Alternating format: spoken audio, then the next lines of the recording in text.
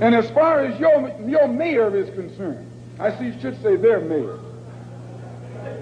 a man named Yorty, who has been slandering the Muslims, a professional liar,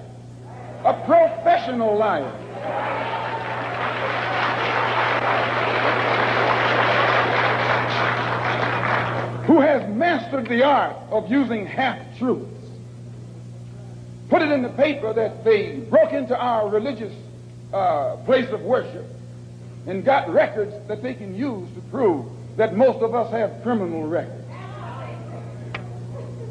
You can't be a Negro in America and not have a criminal record.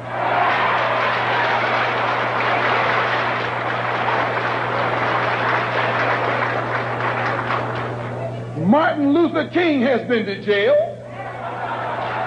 Clean. James Farmer has been to jail. Why, you can't name a black man in this country who is sick and tired of the hell that he's catching who hasn't been to jail. Charged him with being seditious.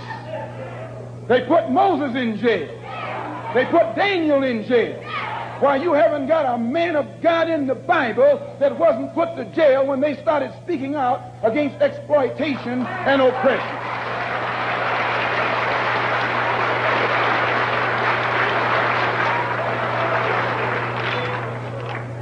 They charged Jesus with sedition. Didn't they do that? They said he was against Caesar. They said he was discriminating because he told his disciples, go not the way of the Gentiles, but rather go to the lost sheep. He discriminated. Don't go near the Gentiles, go to the lost sheep. Go to the oppressed. Go to the downtrodden. Go to the exploited. Go to the people who don't know who they are, who are lost from the knowledge of themselves, and who are strangers in a land that is not theirs. Go to those people. Go to the slaves. Go to the second-class citizens. Go to the ones who are suffering the brunt of Caesar's brutality. And if Jesus were here in America today, he wouldn't be going to the white man. The white man is the oppressor. He would be going to the oppressed. He would be going to the humble. He would be going to the lowly. He would be going to the rejected and the despised. He would be going to the so-called American Negro.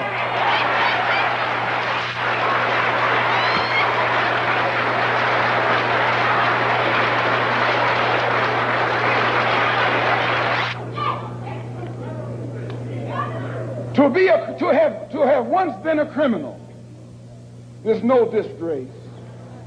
To remain a criminal is the disgrace.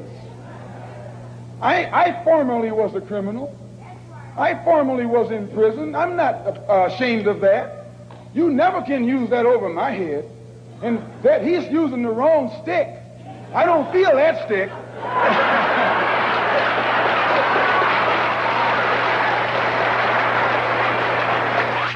I went to prison because I believed in men like Sam Yorty.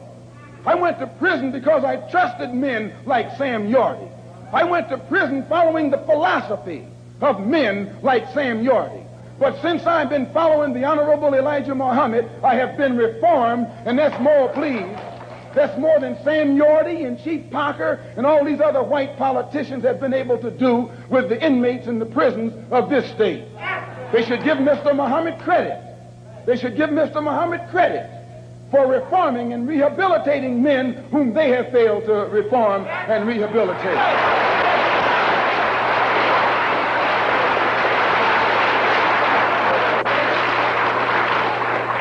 Mayor Yorty referred to some press report that Mr. Muhammad had once been found guilty of contributing to the delinquency of a minor.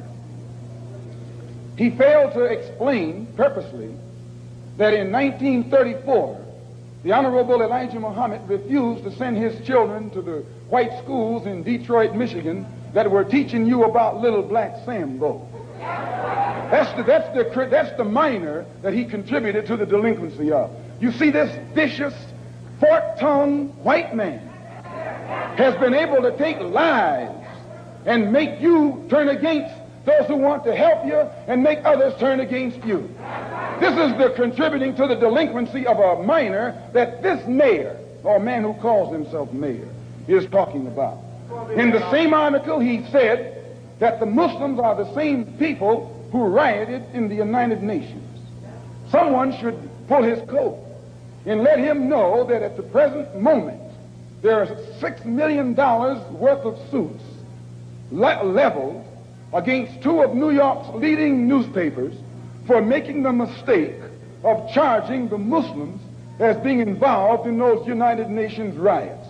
We were not involved. And if this fork-tongued man who calls himself your mayor had taken the time to find that out, he wouldn't be walking into the trap that he's letting his ignorance lead him into.